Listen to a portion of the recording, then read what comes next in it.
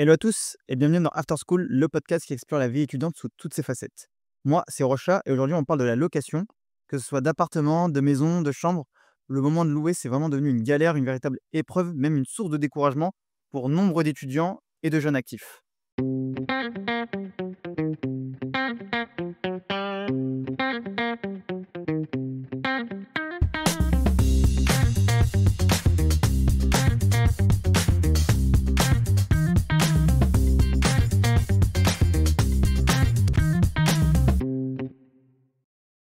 Aujourd'hui, j'ai le plaisir d'accueillir pour cet épisode Gaël et Mathias, deux jeunes ingénieurs qui ont connu une grande histoire d'amour, mais surtout beaucoup de déboires avec les locations quand ils étaient étudiants. Bonjour Mathias, bonjour Gaël, Bonjour. Bonjour, comment ça va? Eh ben, ça va super. de même.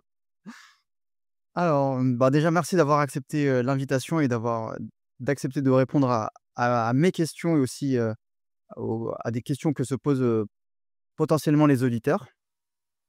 Avant de commencer un petit peu à parler, d'entrer un petit peu plus dans le sujet, on va parler un peu chiffres pour donner un peu de contexte. Est-ce que vous connaissez le nombre d'étudiants en France entre 2022 et 2025? Le nombre d'étudiants total. Le nombre d'étudiants total en France? J'en ai aucune idée. Alors il s'est CM2. Ouais, c'est ça, pas très loin, presque, vous avez 2,7 millions. Et parmi dans ces 2,7 millions, il y en a 2 tiers qui cherchent un logement chaque année. Les prévisions prévoient que 3 millions, le cap des 3 millions d'étudiants va être passé en 2028. Donc c'est vraiment énorme et j'aimerais bien qu'on mette en comparaison ce nombre de prochainement 3 millions d'étudiants avec, un chiffre que donne, l'ARS qui est l'association interprofessionnelle des résidences étudiants et services qui nous dit qu'il manquerait environ 250 000 logements en France pour répondre à la demande. Donc d'un côté, on a 3 millions de personnes, dont bientôt 2 tiers qui vont chercher un logement et de l'autre côté, on a, 250 000 logements qui manquent à l'appel. Donc on est clairement dans un déficit, une crise du logement, surtout pour les jeunes actifs. On va revenir, plus tard sur, les raisons, mais la plupart du temps, voilà, c'est le fait que le marché, est complètement chamboulé de par le fait qu'il y a trop de demandes et pas assez d'offres et le fait que l'offre s'amenuise de plus en plus à cause de règles ou à cause de changements de mentalité et on en reviendra un peu plus tard, au cours du podcast. Troisième chiffre, un peu plus sur les loyers, parce que, ouais, c'est ce qui intéresse les gens. Les loyers, combien on paye, les avec les charges, combien ça coûte? Alors, à savoir qu'au niveau national, le loyer moyen d'un studio étudiant, c'est de 550 €. Alors, c'est au niveau national. Après, on va faire, Paris versus, la province parce que Paris, c'est complètement un autre monde, même si c'est la capitale, les prix sont dingues, vraiment dingues. Mais au niveau national, une chambre étudiante, de 14 carrés, elle coûte environ 460 €. Un appartement de 30 carrés, un T1, il se loue environ à 566 € et tout ça, c'est charges comprises. Tous les prix que je donne, c'est charges comprises. Donc on s'intéresse essentiellement aux chambres étudiantes et aux appartements parce que voilà, c'est les biens que louent tous les étudiants. Moi, je sais pas vous, est-ce que vous avez déjà vu quelqu'un qui louait un penthouse pour venir à l'école? J'ai pas cette chance, non, de connaître des gens comme ça. J'ai entendu parler d'étudiants qui louaient des villas, mais c'était soit dans des petites villes rurales, soit des gens qui avaient globalement les moyens. Mais non, ça existe, ouais. Ah, ça existe? OK. Ça existe ou alors c'est des maisons dans des villes et il y a genre 16 personnes dedans. Donc ramené à la surface, c'est pas grand-chose non plus. Enfin ça existe, mais c'est ultra rare. Ça peut pas exister dans les grandes villes, à côté des facs, enfin pas réputées, mais des grosses facs. Mmh. Bah, tu fais bien de le dire en parlant de grosses facs donc les grosses facs se trouvent notamment dans les grosses villes. Parlons plus de Paris, la capitale, qui a des loyers, on va pas se mentir, exorbitants. Pour un étudiant, le loyer, enfin, ce qu'il doit débourser en loyer, ça s'élève à 920 € par mois, charges comprises et un studio, il se loue à 910 €. Donc on est clairement, mais bien au-dessus de la moyenne et en province, pour faire, le parallèle avec la province, les loyers sont généralement moins élevés parce que le coût de la vie est beaucoup moins élevé, comment dire? Le marché de l'immobilier est un peu plus, flexible et je mets entre guillemets, «permissif». Mais par exemple sur des villes de rang national comme Lyon et Bordeaux, le studio, il se loue environ entre 600 et 800 €. Donc c'est à peu près ce que je pense qu'on a connu tous quand on vivait à Lyon, dans des villes, voilà, on va dire, j'allais dire de seconde zone, mais non, mais de rang national. Alors que des villes, là, je vais vraiment dire de seconde zone, de un peu moins de moins grande ampleur, comme Limoges, comme Le Mans, comme Pau, les studios, ils se louent plus entre 380 et 395 €. Donc on est vraiment pas dans les mêmes fourchettes. On a d'un côté, Limoges avec ses 380 €, de l'autre côté, on a Paris avec ses 920 €. On varie quasiment, du simple à, si je dis pas de bêtises, quasiment 2 fois et demi. Et c'est assourdissant, enfin assourdissant de bêtises, quoi. Pour moi, c'est c'est juste choquant, c'est affligeant. C'est clairement affligeant pour moi. Et du coup, alors qu'est-ce que vous pensez de ces chiffres? Est-ce que vous avez des réactions déjà par rapport à ces premiers chiffres? Bah, pour Paris, ouais, mais c'est la question de l'attractivité, quoi. Tu as un endroit hyper centralisé, donc forcément, tu as énormément de demandes et pas assez d'offres et ça fait monter les prix. Après à Lyon, c'est moins cher, mais parce qu'à Lyon, tu as une politique, je crois, notamment dans des prix. Tu peux pas aller au-delà, d'un certain loyer. Elle existe à Paris aussi, cette politique, ouais. Il y a un encadrement des loyers qui a été placé dans plusieurs villes, dans plusieurs villes de France et je crois que c'est en train de enfin le nombre de villes qui s'y mettent, augmente, d'année en année et c'est vrai qu'à Lyon, ils sont très à cheval là-dessus et et ça fait du bien. Paris, oui, il y a ça elle existait déjà cette règle. Elle avait été supprimée pendant 2 ans et je crois qu'ils ont vite, fait demi-tour parce que ça devenait n'importe quoi. Ce qui serait intéressant de savoir aussi, c'est comment ça évolue dans le temps. Parce que dans les dernières années, globalement, les loyers, enfin, ils sont devenus enfin, ils deviennent de plus en plus chers et ils augmentent à un rythme qui est bien plus important que celui de l'augmentation des revenus et c'est ouais, ça pose des gros problèmes. Ouais, t'as raison. T'as raison, c'est vrai que, enfin, quand on dit 900 €, 800 € pour un jeune actif, on va dire, c'est jouable. Et encore, quand je dis c'est jouable, faut vraiment avoir un salaire, assez conséquent parce que ça renvoie à ce que j'avais dit à l'épisode, 3, d'After School sur investir son argent pour le loyer. Le loyer ne doit pas dépasser non plus 30 à 35 de ce qu'on gagne. Donc, je vous laisse calculer que si vous avez un loyer à 800 €, faut gagner dans les 2 400 €, ce qui est pas donné non plus à tout le monde. Surtout quand on est étudiant, 800 € à débourser, et ça, c'est seulement le loyer. Donc on compte pas les loisirs, on compte pas la nourriture, on compte pas les frais de scolarité, et toutes les autres dépenses, qui peuvent venir, je dis n'importe quoi, la voiture, l'assurance et les vacances et bien d'autres choses. C'est c'est un budget, à part entière et qui va vraiment, comment dire? Qui pèse énormément, mais qui contribue à la charge mentale, à l'énorme charge mentale qu'ont les étudiants. Déjà, alors merci pour vos réactions. Je vous propose qu'on commence par donc, vos expériences personnelles de location. Alors, est-ce que vous pouvez un petit peu nous détailler vos expériences de location? Dans quelle ville vous avez vécu? Quels étaient les types de biens? Alors oui, on va un petit peu utiliser le jargon, immobilier. On va parler de biens, on va parler de potentiel, on va parler d'offres, de demandes. On va se transformer en les Stéphane Plaza, du podcast, mais vous inquiétez pas, on va essayer de un peu vulgariser tout ça. Quel est le loyer que vous avez payé? Si vous voulez le dire. Est-ce que c'était dans le public, dans le privé? Et surtout, à quel âge vous avez quitté le foyer, familial pour la première fois? Parce que voilà, je pense que là, le but de la discussion, ça va être essentiellement de guider les personnes qui se demandent: «Voilà, comment je loue? À quel âge je devrais partir?» Ou «À quel âge je peux partir? Comment ça se passe une location? Quelles sont les bases? Qu'est-ce que je dois apprendre? Quels sont les pièges à éviter?» Et voilà, en apprendre un peu plus sur, cette étape majeure, on va dire, qui marque, un tournant, je pense, dans la vie, de jeunes actifs ou en tout cas dans la vie de jeunes étudiants qu'on a tous eu ou que les prochaines personnes ou que les auditeurs, auront à faire prochainement.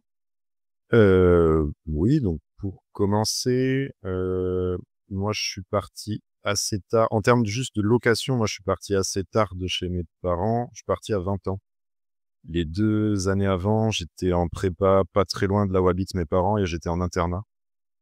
Donc la première fois que je suis parti, c'était de ma terre d'accueil en Bretagne, jusqu'à Lyon, en 2019. J'avais 20 ans. J'ai une grande sœur, qui est partie faire des études aussi, donc je savais déjà que enfin, d'un point de vue émotion, je savais ce que ça faisait. Ça m'a pas fait grand-chose, pour moi, mais je sais que notamment ma mère, était un peu triste de me voir partir, donc ça fait un petit pincement au cœur, mais sans plus et 1er logement que j'avais, c'était une résidence sur le campus. Le loyer était de 350 € par mois, 340 de mémoire et on avait des aides, autour de 90 €, je crois par mois pour moi et donc ça, c'était pour la 1re année à Lyon. La 2e année, j'ai eu cette chance de faire, une colocation avec ce cher Rochat, dans un petit appartement, dans un bon appartement avec, une 3e personne qui a changé au cours d'année et c'était pendant le covid. Donc c'était particulier à ce moment-là. Heureusement qu'on n'était pas tout seul, mais en même temps, c'était assez dur à traverser et le fait d'être enfermé dans un petit appart quand on a toujours, vécu à la campagne et moi, je sais que je l'avais pas super bien vécu et je pense que ça devait se sentir Non, je te et rassure, pas trop. oh, c'est adorable. Tu tellement facile à vivre, Gaël. C'est vrai, moi, je prends pas de place, 1,90 m sur un tapis, Tranquille. tranquille. Non, c'était un lit mezzanine Ah oui, c'est vrai. et ensuite, je suis parti faire un stage en Suisse pendant 6 mois et là, pour louer, c'était galère. Je sais pas si on en parlera plus tard des différences avec la France On en parlera. et c'était un peu plus galère à trouver, mais j'ai fini par trouver et ça s'est super bien passé. Par contre, c'était à la frontière, donc c'était en France OK. et ensuite, je suis retourné à Lyon, dans une période très particulière à Lyon où il y avait une énorme crise du logement, pour les locations, début d'année 2023. Non, milieu d'année 2022, pardon. Heu, il y avait une crise du logement et du coup, on devait trouver une colocation pour 4 personnes et on s'est retrouvé à 5 personnes dans un appart de 3 personnes pendant 2 mois et demi. Donc c'était marrant de partager le canapé avec, un de mes colocataires pendant un petit moment et on a fini par trouver, un logement social, au nord de Lyon qui était ma foi, très confortable. D'un point de vue loyer, je crois j'ai jamais dépassé les 550 €, heu, je pense sur tous ces apparts. Charges comprises Charges comprises, et aides déduites ou, sans compter les aides? sans aide, sans aide. Les aides, ça a toujours tourné autour de 70 ou 90 € pour ma part, OK, très bien, par mois. très bien. Et toi, Mathias, est-ce que tu peux un petit peu nous raconter ton pédigré en termes de location de biens? Oui, alors moi, j'ai un début de parcours, assez similaire à celui de Gaël, forcément, puisqu'on a fait la même école. Donc j'ai quitté mon foyer familial de Strasbourg à 20 ans aussi, pour aller sur Lyon et j'ai emménagé, 1re année donc dans cette résidence étudiante qui est sur le campus, qui est très pratique, qui est pas chère, qui coûtait effectivement 350 €, heu et qui me donnait accès à des APL. Alors moi, j'avais 135 € d'APL. J'en avais plus, je sais pas pourquoi. Il vit, le profiteur, Eh oui. le rat, très proche de l'homme discret. Et voilà, ça, c'était pour la 1re année et suite à ça, j'ai aussi emménagé dans une coloc avec 3 autres élèves de l'école que je connaissais bien. Donc ça aussi, ça s'est très bien passé. C'était un appartement, avec 4 chambres qui venait d'être rénové et où je payais 550 € ou 570. Je payais un peu plus cher que les autres parce que j'avais une plus grande chambre, mais ça restait en dessous de 600 quand même. Charges déduites, enfin, charges comprises et aides déduites? Non, c'était, sans les aides et sans les charges, si je dis pas de bêtises. OK. Suite à ça, comme, tous mes colocs sont partis et que je suis resté sur Lyon pour mon stage, j'ai dû trouver un autre appart, tout seul cette fois et j'ai eu pas mal de chance parce que j'en ai trouvé un, près de la gare, donc très bien situé, sur Le Bon Coin, donc directement par, un particulier. Un petit studio, voilà, qui était, assez confortable parce que, rénové aussi, peu avant que j'arrive et au niveau du prix, je payais un peu moins cher, du coup, je payais un peu moins de 500, je crois. charges non comprises et j'avais toujours les aides. Voilà. Suite à ça, donc je fais ma deuxième année, dans ce studio-là et je pars en stage de césure dans le sud de la France, vers Antibes, dans un centre de recherche et où on me propose en fait, l'organisme d'accueil me propose de louer une chambre dans un internat qui est près de là où se déroule le stage, puisqu'il y a un lycée à côté du stage, où là effectivement, bah, je payais vraiment moins cher. Je payais moins de 300 € la chambre, mais c'était une toute petite chambre. Il y avait pas de toilettes, il y avait pas de salle de bain, tout était commun. Donc voilà, c'était un peu brut, mais en tout cas, c'était pas cher et c'était l'essentiel. C'était même, je pense rudimentaire, non? De mémoire? C'était vraiment rudimentaire, ouais, mais bon, ça le faisait, quoi. C'était bien situé, c'était sur la Côte d'Azur, donc ça va. On a une belle vue, On vit bien, on a un beau cadre. voilà. Suite à ça, je suis revenu sur Lyon pour ma troisième année, où là, j'avais loué un studio en résidence étudiante, enfin un appart en résidence étudiante, assez bien situé aussi, que je payais, alors je sais plus du tout combien je payais, je devais payer un peu moins de 500 ou un peu plus de 500, mais aux alentours en gros de 500, toujours avec des aides aussi, des APL et à la fin de cette année, je suis parti en stage à l'étranger, à Berlin, où j'ai trouvé, une chambre en colocation, où je payais cette fois beaucoup plus cher, je payais 800 € pour une petite chambre. Oh la douille! Ouais et j'avais pas forcément d'aide, d'APL, mais j'avais des bourses, étudiantes pour le stage. OK, pas mal. Bah, déjà, beau palmarès du jeune Mathias, pas mal. Ouais, j'ai eu pas mal de choses, ouais.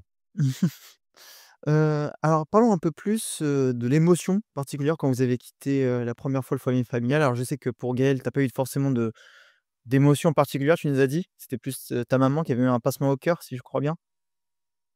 Ouais, c'est ça, ma pauvre petite mère, qui, déjà avait pleuré toutes les larmes de son corps quand ma sœur était partie faire des études, entre Saint-Brieuc et Rennes. Donc il y avait 1 heure de voiture entre, les 2 villes et là, c'était un peu plus loin donc elle était un peu triste, mais elle avait déjà traversé, cette épreuve avec ma sœur, donc ça a été moins flagrant. Mais quand ça fait bizarre quand même de voir ses parents comme ça, surtout quand toi, ça te fait rien, quoi. Mmh. Je pense que c'est ça Ouais, aussi. ouais, je comprends tout à fait. Mais elle va bien aujourd'hui, vous en faites pas. Alors moi, personnellement, moi j'avais reçu, enfin ressenti beaucoup de nostalgie et un peu de stress, un peu d'anxiété dans le sens où, il y avait un petit peu les frissons du début, mais le fait de quitter, de changer d'atmosphère, ça me stressait, ça le fait de bouger, de sortir de ma zone de confort, ça me stressait, énormément et même après quand j'ai déménagé en Italie, ça me l'a fait aussi. Mais quand j'ai déménagé au sein de l'Italie, comme je savais que ça durait que 6 mois, j'ai pas tant mal vécu. Mais c'est vrai que, moi, j'ai toujours un petit peu de nostalgie, slash, un peu de mélancolie. Je sais pas pour toi, Mathias? Moi, non, je l'ai pas mal vécu, j'ai 2 grands frères, en fait, qui avaient déménagé avant. Donc je savais, à quoi m'attendre. Mes parents savaient à quoi s'attendre. Ils ont pas été, chamboulés plus que ça. Mais c'est vrai qu'au début, c'est un peu compliqué, quoi, parce que tu perds en confort forcément. Tu passes d'un bel appart, avec une belle chambre, tout est propre, tout est bien rangé, dans une chambre, en résidence et c'est un peu plus bruyant. Mais à part ça, non, il y avait pas forcément de grosses émotions là-dessus. Mmh. Après, voilà, tu as oublié de mentionner qu'il y avait pas de bière, sèche, qui collait, au sol, Alors que chez mes parents, non, il y a pas ça. Ouais, voilà. Alors que bizarrement, dans les autres appartements, il y a ça. Ouais. Non, mais il y a des mortiers, non? Je sais pas. Ah oui, beh, mais ça, c'est Strasbourg, hein, de toute façon. C'est une ville de sauvages, hein. Très bien, OK, c'est sur ces belles paroles, qu'on qu'on va passer à la question suivante. Alors, hem, comme vous me l'avez dit, vous l'avez bien précisé, vous avez loué dans d'autres pays pour, Mathias, ça a été l'Allemagne et pour Gaël, c'est près de la frontière franco-suisse. Est-ce que vous avez constaté des différences notables dans vos recherches, comparées à ce que vous avez connu auparavant, au sein, on va dire, du territoire métropolitain? Oui, alors, bah, c'est toujours compliqué la recherche d'appart à l'étranger puisqu'on n'a pas forcément les mêmes plateformes sur lesquelles on peut aller. En France, on connaît un peu les sites où on peut aller, les agences et cetera, et c'est sûr qu'à l'étranger, là, on est obligé de fouiller un peu pour pouvoir, je sais qu'il y a pas mal de gens qui passent par, des pages Facebook ou des trucs comme ça. Donc ça peut être, un peu compliqué parce qu'il y a beaucoup d'arnaques dessus. On ne sait pas forcément à qui faire confiance. Moi, pour l'Allemagne, il y avait un site internet qu'on m'avait donné parce qu'il y avait, d'autres élèves, en fait, qui avaient déjà, fait une mobilité là-bas, donc ils connaissaient un peu. Site internet pour trouver des colocations. Donc j'ai cherché là-bas, mais c'était pas non plus évident, il y avait pas mal de conditions aussi qui étaient un peu étranges. Des logements un peu insalubres des fois, enfin c'est voilà, il y a un peu de tout et n'importe quoi sur ces sites-là. Donc il faut savoir faire le tri et savoir se préserver quand même des arnaques. Et l'appart que j'ai trouvé en fait, c'était une colocation, mais en fait qui appartient à une agence qui devait posséder, tout l'immeuble en fait et qui louait, tous les apparts pour les étudiants. Pas mal l'agence, pas mal l'agence. Voilà, donc ça allait quoi. C'était pas un particulier, c'était un peu carré quand même. Mais c'est sûr que ouais, en plus on payait je payais super cher donc et ça c'est plus une question de ville à mon avis que de pays. Et pour les procédures, c'est un peu pareil, hein, c'est le dossier qu'il faut monter. La seule chose qui différait avec la France, c'est, qu'il y avait pas d'assurance logement qui était requise. J'ai même demandé à la propriétaire quand, je suis venu faire la visite pour m'installer. Elle m'a dit que, en général, ils prenaient pas d'assurance logement, donc c'était pas la peine. Étrange, ouais, étrange. Et toi, Gaël, est-ce que tu as eu des, comment dire? Des Oh là là, on attaque un grand morceau. Faut savoir que j'ai galéré à trouver. Au début, j'étais à distance, j'étais pas sur place et c'était alors, c'est dans la mon entreprise était dans la petite ville de Lassagne, qui est le village le plus long d'Europe, de 5 000 habitants, voilà. C'est un record notable. À côté d'une ville qui s'appelle La Chaux-de-Fonds, qui est connue pour, ses échanges avec la France et il faut savoir que les règles, de location en Suisse sont très différentes de celles qu'on connaît en France. Il y a alors déjà, d'un point de vue caution, donc le dépôt de garantie, déjà, il a un autre nom et c'est de l'argent que tu dois, mettre sur un compte, en Suisse, auquel tu n'as pas accès pendant la durée du bail et que tu dois payer, tous les mois. Ensuite, la durée du bail fait foi. Ça veut dire que, contrairement à la France, il y a pas d'histoire de préavis. Tu peux pas partir quand tu veux. Tu es obligé d'attendre la fin de ton contrat. Ce qui fait que, beaucoup d'agences, immobilières, donc ce qu'ils appellent là-bas des régies, ne prennent pas des locations inférieures à 1 an, puisque il faut que des bails d'une durée de 1 an, pour laquelle tu es obligé de rester garant de l'appartement. Donc ça faisait beaucoup trop de contraintes, donc j'ai commencé à un peu flipper et je me suis rabattu du coup donc, de l'autre côté, de la frontière, côté France et mes parents m'ont passé une bagnole pour que je puisse faire les allers-retours, entre du coup, mon lieu de travail et la ville dortoir dans laquelle j'étais. Donc j'ai connu la vie de frontalier pendant 6 mois et pour le coup, j'ai pas eu de mal à si, j'ai eu beaucoup de mal à trouver. Je suis parti une semaine, du coup, du côté j'avais loué un hôtel à Besançon et je faisais des allers-retours entre la Suisse et cet hôtel-là, pour faire des visites et le dernier jour, je reçois un appel d'une femme qui me dit: «Ah bah, vous pouvez venir visiter aujourd'hui si vous voulez, je suis en train de quitter l'appart et ça arrange à proprio que vous le preniez, dès le 1er janvier parce que moi je m'en vais le 31 et donc je suis allé visiter, j'ai vu le concierge parce que la propriétaire n'était pas sur place. Elle habite dans l'Aude, donc c'est-à-dire, très loin de la frontière suisse et heu et du coup, elle disait que c'était un ami, je pense qu'elle le payait pour, mais qui faisait la visite et qui faisait les papiers et cetera et j'ai eu du coup un petit studio avec, salle de bain et toilettes sur le palier, dans un ancien chalet, dans le Doubs. C'était rudimentaire, mais c'était bien isolé. J'ai dû le meubler avec Leboncoin.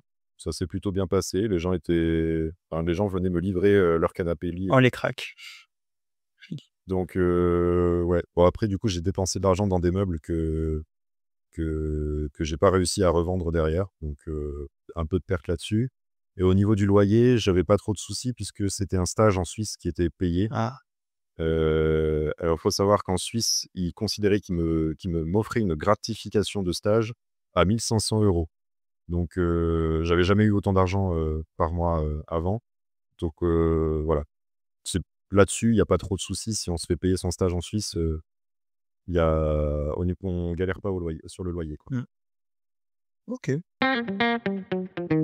Alors, passons un peu plus à deuxième partie sur les bases de la location. Alors, est-ce que vous pouvez m'expliquer avec vos propres mots ce que c'est qu'un bail? Qui va aborder le sujet. Un bail, tout simplement, c'est le contrat de location que vous signez avec, le propriétaire, que vous signez alors, quand vous faites une colocation, vous pouvez signer un bail, avec tous les colocations et le propriétaire en tant que partie.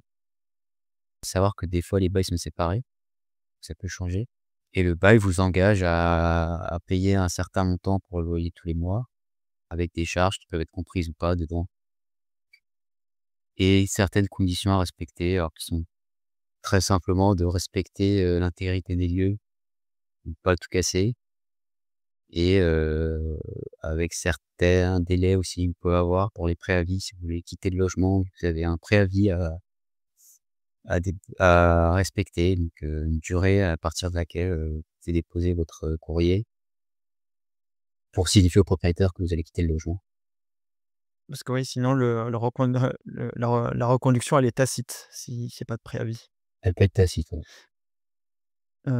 Et du coup, oui, effectivement, tu l'as bien résumé Mathieu, c'est en fait le bail locatif, c'est un contrat qui est juridique, qui lie, le propriétaire qu'on appelle le bailleur et le locataire qu'on appelle le preneur et qui définit toutes les conditions de la location pour pouvoir louer le bien immobilier. Donc comme j'ai dit, c'est un contrat qui regroupe les droits, les responsabilités et les devoirs de chacune des parties et il présente un certain nombre d'éléments. Donc on dit qui est le bailleur, qui est le preneur, donc qui est la personne qui loue l'appartement, le bien, donc qui le loue en tant que propriétaire, qui le loue en tant que locataire. Quel est le bien? Où est-ce qu'il se situe? Quelle est la durée du bail? C'est très important, voilà, parce que, voilà, pour ceux qui nous écoutent, les baux, ils sont pas illimités, dans le temps, ils sont limités justement et généralement, ça varie entre 3 ans pour un meublé et 1 an pour un meublé. Ça peut varier, je crois que ça reste à la discrétion, du propriétaire et il y a un petit coup de juridique là-dedans. Ça indique aussi le montant du loyer, des charges, le dépôt de garantie qui est vraiment important. On n'en parle pas assez, mais il y a une caution, à donner donc qui peut être équivalente à un multiple du loyer. Hors ou avec charge, je crois que ça dépend des fois, mais des fois c'est la plupart du temps c'est hors charge. Les conditions d'utilisation du logement et les répartitions des réparations dans le logement et comme je l'ai dit donc le bail il a plusieurs fonctions. 1er c'est il protège les droits, du locataire, mais aussi du propriétaire. En cas de problème, en cas de litige, il sert de référence aussi et il permet de clairement définir les responsabilités, aussi bien du côté preneur que du côté bailleur. Donc retenez-le ça que mmh, le contrat, le bail vous protège, vous blinde en cas de souci et sert de référence. C'est un accord que vous signez, directement avec, le bailleur, qu'il soit privé ou public et donc n'hésitez pas à vous y référer au moindre problème, au moindre souci que vous rencontrez. C'est vraiment important et surtout au début, de le lire et de bien comprendre tous les termes du contrat. Heu, un contrat, c'est pas fait seulement pour être signé, mais aussi pour être compris des 2 parts et voilà, qui puisse être, servir de voilà, comme je l'ai dit, de référence pour les 2 et qu'on parte bien d'une même base, d'une même, référence, d'un même pied sur la même page pour chacune des 2 parties. 2e question que j'aimerais vous poser, est-ce que vous savez ce que c'est que la différence entre une location étudiante, purement étudiante et une location dite conventionnelle? J'ai peut-être des éléments. Le Contrairement à alors la durée d'un bail étudiant, elle correspond à la durée de la comment ça s'appelle? De la saison, universitaire. Tout à fait. Je ne sais plus, mais je crois que maintenant ça a été prolongé pour faire de septembre à juin, mais, normalement c'est de septembre à mai. Ce qui fait qu'à partir de fin mai, il faut en être parti parce que, sauf si accord avec le propriétaire, on n'est pas censé garder le logement l'été. Tout Heu, à fait, bah, c'est exactement ça le il y a un gros avantage qu'il faut savoir, c'est que ça donne plus de droits auprès de la CAF. ça je l'ignorais. Alors autre spécificité, location étudiante, c'est une location meublée. Elle est forcément meublée. Elle est destinée uniquement aux étudiants et spécifiquement aux étudiants. Comme l'a dit, Gaël, la durée du bail, elle est fixée à 9 mois. Ça correspond généralement à une année universitaire. Ça, c'était bien clair et net. On reviendra à peu près, plus tard ce que ça veut dire qu'une location meublée avec tous les termes, toutes les conditions à remplir et il y a pas forcément, point que j'ai découvert, il y a pas forcément de reconduction tacite à la fin des 9 mois. Le bail, il est automatiquement résilié. Dès que les 9 mois, dès que la durée du bail est passée, il n'y a pas de reconduction tacite qui a lieu.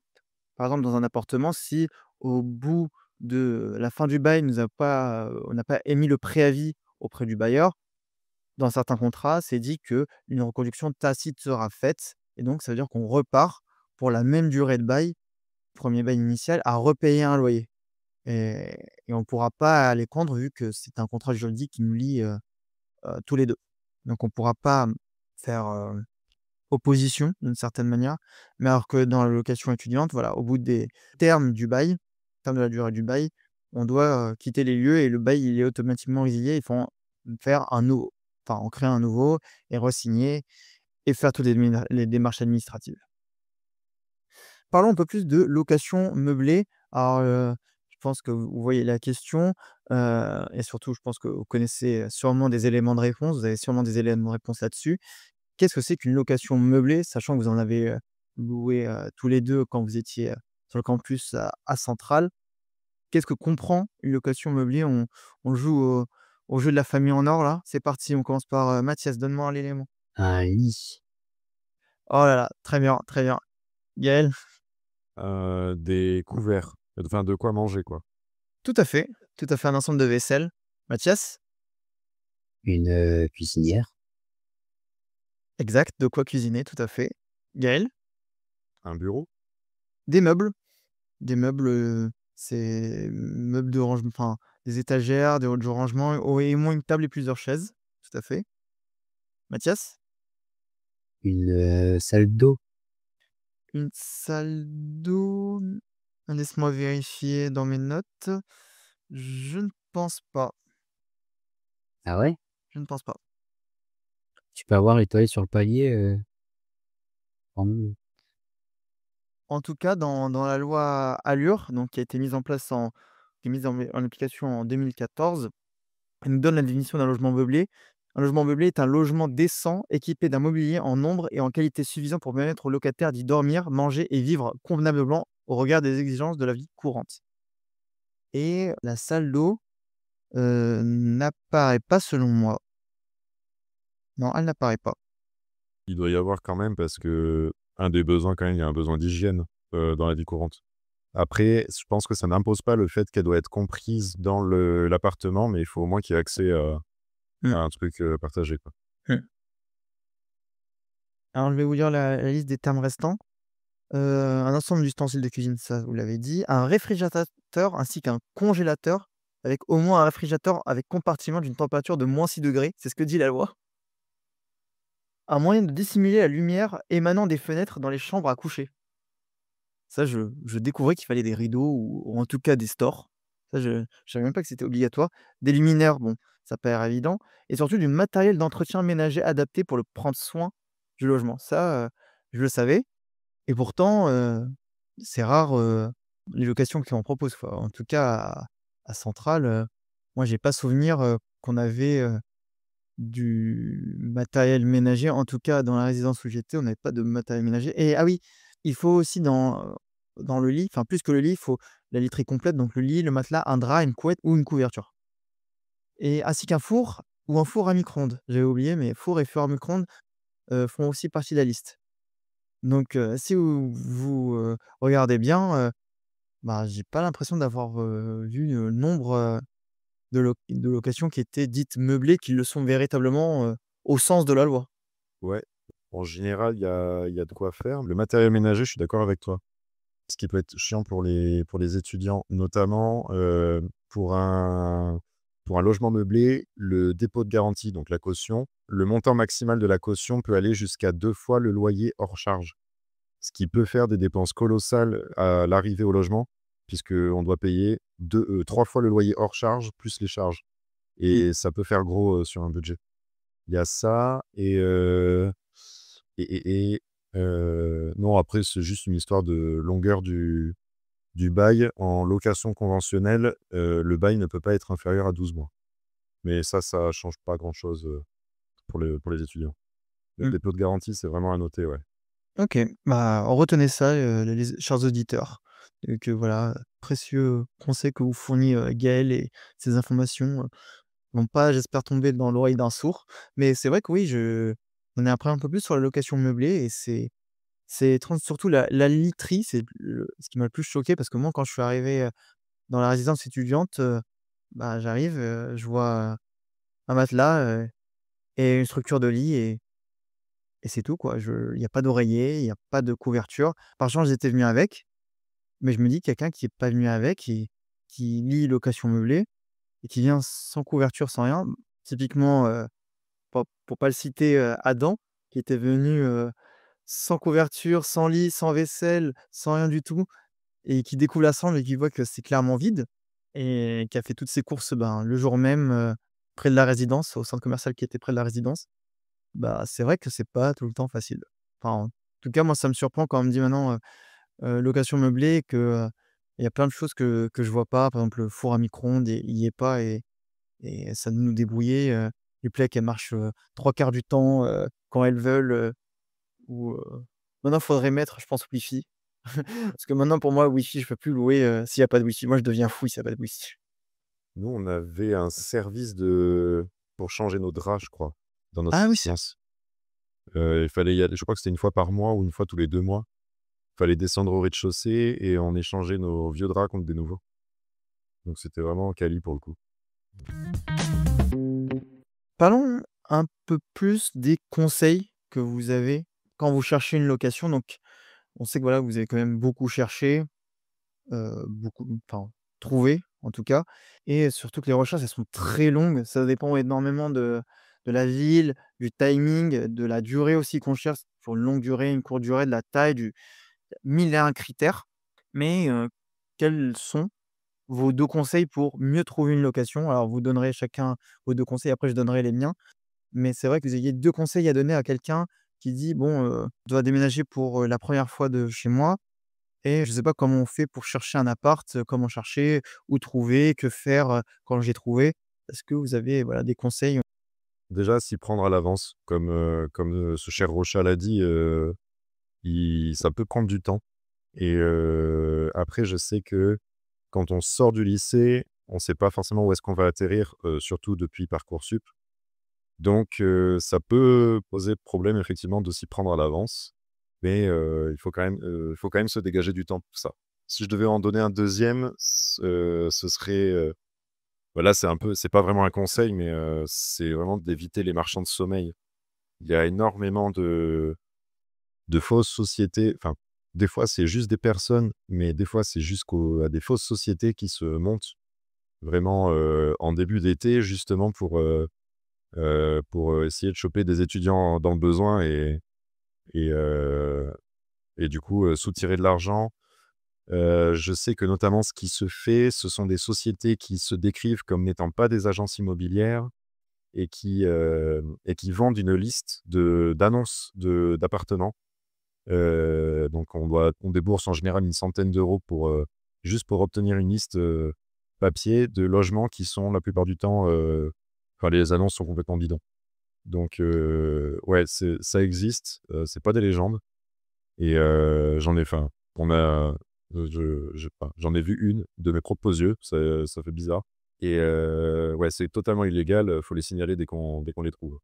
Mais quand tu dis marchand de sommeil, parce que moi j'ai une autre définition de marchand de sommeil ou en tout cas, j'en ai entendu une autre, c'était plus voilà des propriétaires ou des gens qui avaient des appartements qui louaient, on va dire juste des places, qui transformaient leur appartement en dortoir et qui louaient voilà des matelas, pour, différentes personnes, par exemple, je me souviens que dans un appartement, il y avait, plus d'une dizaine de personnes, il y avait 10 matelas, un peu répartis dans tout l'appartement. Chacun avait son matelas, même il y en avait certains qui s'en partageaient un, 2 personnes qui partageaient le même matelas. Enfin, en tout cas, la définition qu'ils ont donnée, c'était la définition de marchand de sommeil. Donc je sais pas si c'est Je dois me tromper, ouais.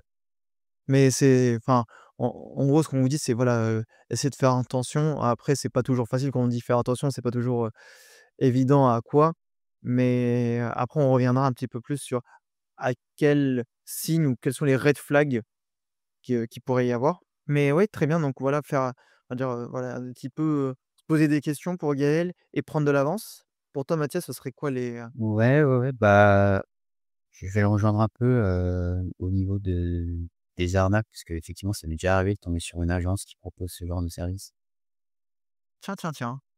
Oui et voilà, quand vous devez payer quelque chose, vous devez donner vos coordonnées bancaires avant même d'avoir vu l'ombre, d'un logement, évidemment ne le faites pas, heu, parce que, effectivement, on m'a demandé de payer pour cette, liste-là et j'ai pas voulu payer. Le plus drôle dans cette histoire, c'est qu'on m'a quand même envoyé cette liste parce que ça doit être un truc automatique, qui t'envoie des mails, quand il faut et effectivement, les offres sont pas du tout, celles que tu crois. Enfin, c'est soit des offres périmées, soit des trucs que tu peux trouver ailleurs, donc c'est vraiment inutile au possible, ça sert absolument à rien. Donc sur ça, pour éviter les arnaques, bah, soit on va voir des agences connues, même si forcément ça rajoute des frais et c'est peut-être un peu plus cher. Ou alors on peut passer par des particuliers sur, Le Bon Coin, sur certaines plateformes. Mais là encore, il faut faire attention, il faut s'assurer que ce qu'on nous vend, c'est pas n'importe quoi. Essayer de faire une visite, dès que possible et voilà, faire attention aux arnaques. Très bien, bah, merci beaucoup. Alors moi, mes 2 conseils, si je devais en donner que 2. Bah, déjà, premièrement, je rejoins clairement l'un des conseils de Mathias qui me dit, voilà, visiter. Même si c'est une ville à l'étranger, en dehors, essayez d'avoir la possibilité d'aller directement sur place, de visiter le bien et de le voir de vos propres yeux, d'être vraiment en physique, là pour la visite.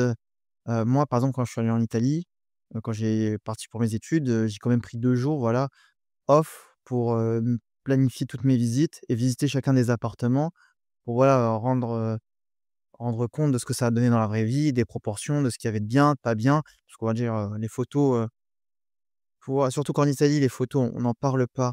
Mais de ma vie, je n'ai jamais vu des photos aussi claquées au sol. Mais vraiment, ça pre les agences et les gens prennent des photos de la rue. Ils ne prennent pas des photos de l'appartement, ils prennent des photos de la rue. Vraiment, on voit juste la porte d'entrée et on voit le long de la rue, on voit rien de l'appartement. Ça me faisait câbler, mais câbler premier degré. Et donc, quand, bah, tu vas sur place, tu te rends forcément compte, des folies. Par exemple, bah, tu vois qu'il y a un chauffe-eau, dans une caisse en polystyrène, quoi. Il y a des trucs dangereux, quoi. Tu peux mettre ta vie en péril en restant dans certains appartements. Et le deuxième conseil, surtout quand vous visitez l'appartement, c'est ayez une checklist. Prenez des photos. Ce que vous avez, ça c'est pas mon idée, mais ça vient de quelqu'un que je connaissais bien, qui visitait aussi des appartements et en gros, voilà une petite liste avec, pour détailler chaque pièce, tous les équipements qu'il y avait présents, qu'est-ce qui était bien, pas bien, des photos, une description du propriétaire et après voilà, au final pour faire le tri entre toutes les locations qui avaient été visitées et pouvoir faire un choix, clairement, clair, éclairé et affirmé, au final. Et voilà, donc ouais, c'est à peu près, tout ce que je dirais pour essayer, voilà, de trouver une bonne location. Donc on répète, donc trouver, heu, essayer de trouver avec de l'avance, enfin chercher avec de l'avance, anticiper, les, trop bons plans et méfiez-vous des offres alléchantes. Essayez de, voilà, de prévenir tout ça, toutes ces arnaques.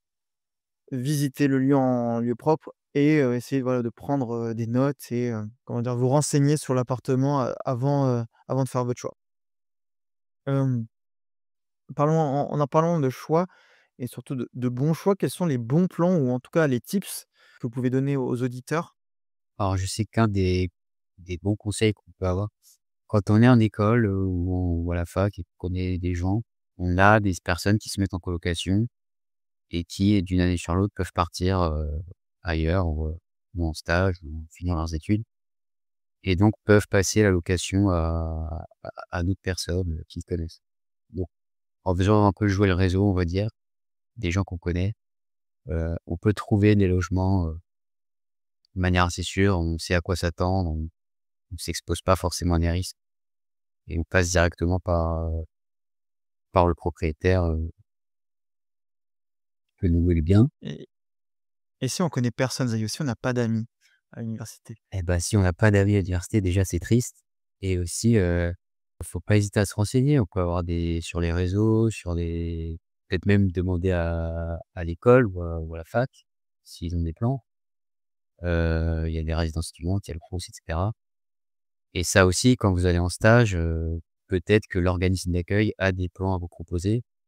Au moins connaît un petit peu, l'endroit. Si vous partez en stage à l'étranger ou dans un autre coin de la France, ça peut être pratique de demander aux gens qui sont sur place des conseils ou des adresses, pour, de trouver une location. Mais voilà, ne pas hésiter à s'informer et aller voir, plus en Moi, je dirais aussi, d'un point de vue purement pratique, les sites les plus communs sur lesquels chercher, ça reste seloger.com, Leboncoin, c'est un incontournable, surtout, avec les particuliers. Parce que, ouais, comme on l'a dit, bon, il faut s'en méfier des particuliers, mais ça reste quand même beaucoup plus onéreux et le propriétaire, même si les relations peuvent être tendues, on a directement accès aux propriétaires, ce qui peut quand même faciliter beaucoup d'échanges. Leboncoin, seloger.com, est-ce qu'il y a d'autres sites qui sont notables, La carte des colocs? Ah oui. Ah oui, oui, oui. C'est vrai qu'il y a beaucoup de gens qui l'utilisent. Après, il y a même Insta des fois. Je sais qu'il y a beaucoup de gens qui mettent, quand ils lâchent un appartement, sur Insta, ou, et alors aussi dernièrement, sur, une des news que j'ai mis, sur le compte Insta. Alors n'hésitez pas à suivre le compte Insta, hein, c'est important. J'espère que vous l'avez suivi, les Mathias, sinon, je vous étripe. Heu, non, je rigole seulement. acheter le premier le tueur. Mais oui, ah, et oui, il y a une des news qui disait que maintenant, une, agence immobilière ou quelqu'un qui travaille dans le monde de l'immobilier, avait, pour but de rendre, on va dire, de la location intergénérationnelle. En gros, des personnes âgées qui avaient des places libres dans leur appartement, les louer à des étudiants et en échange, les étudiants un peu aider en contrepartie la personne âgée, voilà, pour différentes tâches. Donc après ça peut être bien, on va dire que c'est une sorte de viager version, location, mais sauf qu'on n'attend pas la mort, du propriétaire. Bah, j'aurais plutôt dit bénévolat, Ouais, plus que viager. Mais oui, oui, tu as raison, oui, ça existe aussi, pas que pour les résidences de personnes âgées, ça existe aussi pour les associations. Tu peux avoir un local, enfin, on peut te passer un logement avec une réduction colossale du loyer dessus si tu donnes, un certain nombre d'heures de ton temps à faire du bénévolat pour des associations de quartier. d'accord, OK. Ah bah, je savais pas. Donc là, on dit que vous avez, trouvé votre location, votre bien parfait, on va dire, le GOAT, donc le bien of all time. Là, vous l'avez trouvé, vous êtes bien chez vous, mais voilà, avant de signer le bail, il faut quand même fournir le dossier de location au propriétaire ou en tout cas au bailleur. Et quels sont les documents selon vous qui doivent être compris dans le dossier de location? Il y en a 4 types, on va dire 4 grandes familles de documents qui doivent être fournis par le futur locataire.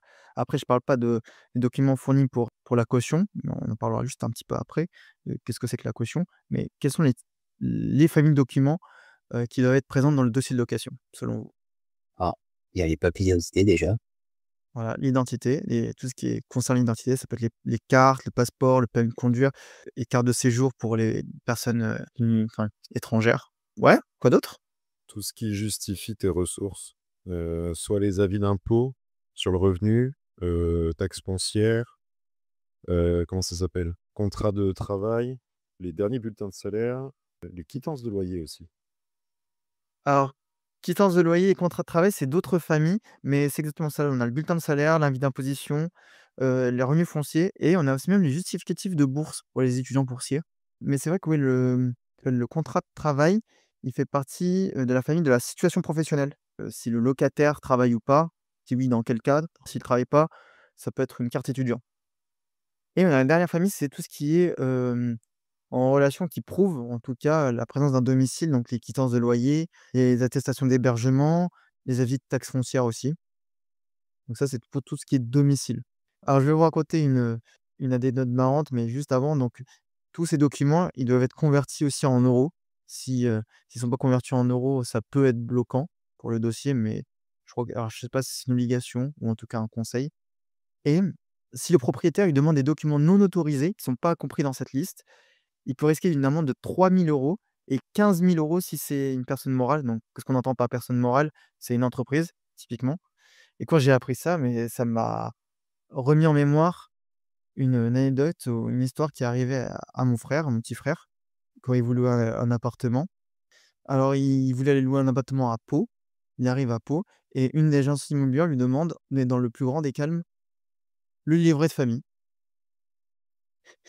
Mais vraiment, on lui demande, le livret de famille en toute détente, comme si c'était, légal, tranquille, sans pression. Et je dis: «Bah» et mon frère m'appelle et il me dit: «Bah, est-ce que je dois le donner?» Je dis: «Bah, non, tu, tu le donnes pas. Tu lui donnes pas, le livret de famille». Surtout ça n'a aucun rapport avec, la location. Ça n'a strictement aucun rapport. Et quand je lui ai redit ça, je lui ai dit: «Mais en fait, on s'est assis sur 15 000 € en fait. On s'est assis sur 15 000 on aurait pu tellement porter plainte et gagner 15 000 € dans le plus grand des calmes».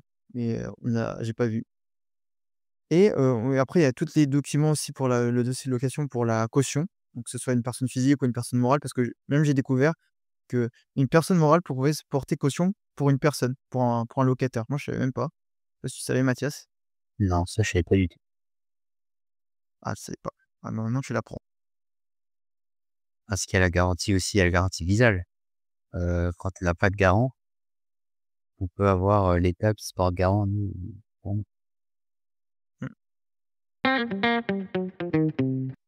Prochaine question que je voudrais vous poser, c'était est-ce que vous avez déjà vécu une arnaque à la location et si oui, comment vous avez réagi et qu'est-ce que vous avez pu apprendre? Quelles leçons vous avez pu tirer de tout ça? Donc je sais que Mathias, tu nous as dit que tu avais déjà subi une arnaque, mais que tu n'en es rendu compte, assez vite. Quant à toi, Gougaël, est-ce que tu as eu déjà, ce style d'expérience ou Non, non, non, non, je suis en train de réfléchir, en fait, j'ai déjà vu, ce qu'a vu Zayo, il y avait une agence à Rennes qui s'était montée, qui s'appelait Loctoi.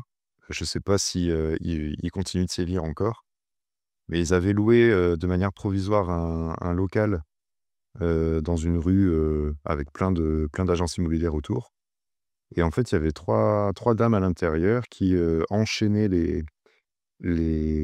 comment ça s'appelle? Les clients, en fait, qui venaient, parce que c'était le dernier moment et qui c'était vers fin août, je me rappelle et il y avait plein de familles qui n'avaient pas encore trouvé de logement pour leurs enfants, qui partaient en études et on a vu, enfin, en gros, on est arrivé et effectivement, c'était 3 dames qui répétaient le même texte en boucle, en criant, en allant très, très vite, en fait, leur but, c'était vraiment de t'embrouiller l'esprit, donc elles déblatéraient, très vite un discours en montrant, c'est une espèce de liste, en la montrant et en disant que ça valait 100 balles. On a une chance dans notre famille, c'est qu'on a horreur, de se faire imposer quelque chose, donc ma mère a dit: «Non, non, moi je signe pas ça».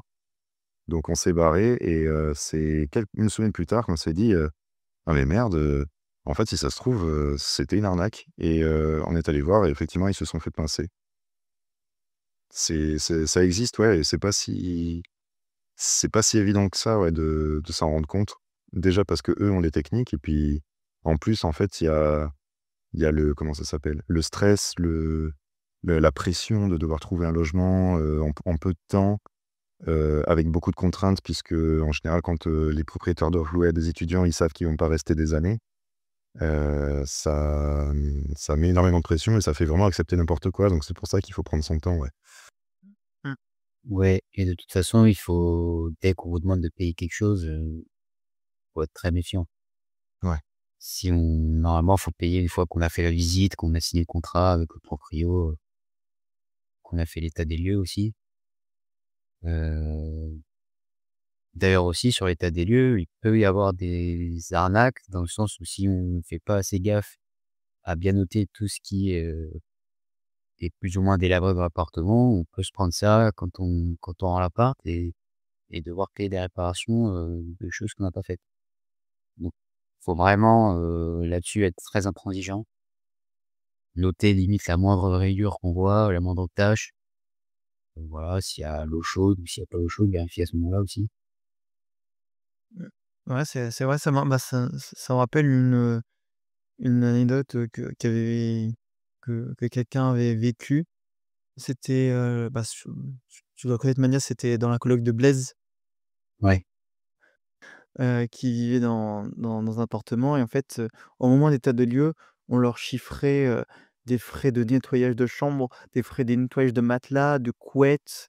Ça se montait à, je crois, au-dessus d'une centaine d'euros, donc à fournir. En plus, je crois qu'il y avait aussi c'était un, alors je sais plus qui venait, mais même les frais de transport de la personne qui venait faire l'état des lieux, il fallait les, payer. Alors je sais plus exactement, mais il y avait, c'était énorme ce qu'il fallait payer juste en termes de comment dire? De charges en fin de location. C'était énorme, plus, tous les petits trucs qui avaient été, un petit peu, usés au fur et à mesure de la location, mais c'est vrai que c'est un truc sur lequel il faut faire attention et même, j'ai envie de dire même dès le début, comme il a dit, Mathias, faites attention à tout et je crois que vous avez une limite de, je sais plus en combien de jours ça se compte, mais je crois que c'est 10 jours, 2 semaines, je sais pas si quelqu'un a chiffré exact, c'est 10 jours, il me semble. à partir duquel on peut dire, que quelque chose ne fonctionne pas, envoyez les photos, prenez un maximum de photos, pour montrer avec les dates et tout et ne pas hésiter à les envoyer au propriétaire par mail pour qu'il y ait une trace écrite. Paroles volent, les écrits restent, mais c'est vraiment, vraiment important. Je me demande par contre si ce délai de 10 jours, il est pas valable uniquement pour des courriers recommandés. S'il y a une modification d'état des lieux entrant à faire, je me demande si seul le courrier recommandé ne peut pas reconnaître ça. Enfin, je sais pas si le mail a une valeur légale. Après, ça laisse toujours une trace pour montrer que, effectivement, il y a des défaillances, dans le logement et faut savoir que chaque réparation à faire dans un logement n'est pas nécessairement à la charge du locataire. Je sais que le site du gouvernement est assez bien fait là-dessus, sur, qui du locataire ou du propriétaire a la charge de faire, telle ou telle réparation. Je pourrais pas donner la page, exacte, mais, il y a énormément de pages, sur, les sites, du gouvernement, sur les législations, qui peuvent aider pas mal et qui sont vachement claires. Sur l'état des lieux sortant, je rajouterais quelque chose de très important, ça rejoint un peu ce que disait Mathias sur le fait qu'il faut toujours, enfin qu'il faut jamais payer un truc, avant de l'avoir eu dans les mains, quoi. C'est, pour l'état des lieux sortant, si jamais le propriétaire relève des casses ou des trucs comme ça, notamment pour les frais de ménage, il doit fournir un devis ou une facture. Normalement une facture, je crois même et très souvent dans les agences alors je ne citerai pas le nom de l'agence immobilière qui est réputée pour faire ça, mais très souvent les contrats de ménage sont réalisés avant l'état des lieux. Donc c'est-à-dire que lorsque vous demandez, si jamais on vous reproche des frais de ménage, que vous demandez les devis, la plupart du temps, ces devis datent d'avant l'état des lieux. Donc comme ça, vous pouvez vous économiser, énormément enfin des frais, d'état des lieux. Et il y a beaucoup d'agences, peu scrupuleuses qui ont recours à ça. Mmh et à savoir, oui, que même, enfin, pour l'état des lieux sortants, le propriétaire, alors ça dépend du type de bail, mais je crois qu'en moyenne, il peut mettre 1 mois pour rendre la caution.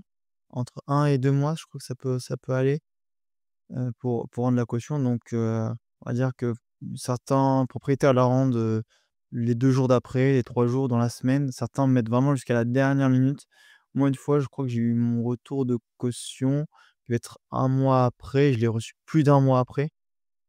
Heu, mais donc oui, n'hésitez pas à revenir vers le propriétaire, même si, on va dire que la durée du bail est finie, le bail reste quand même, il y a quand même des clauses légales qui sont, on va dire, qui sont pas limitables dans le temps.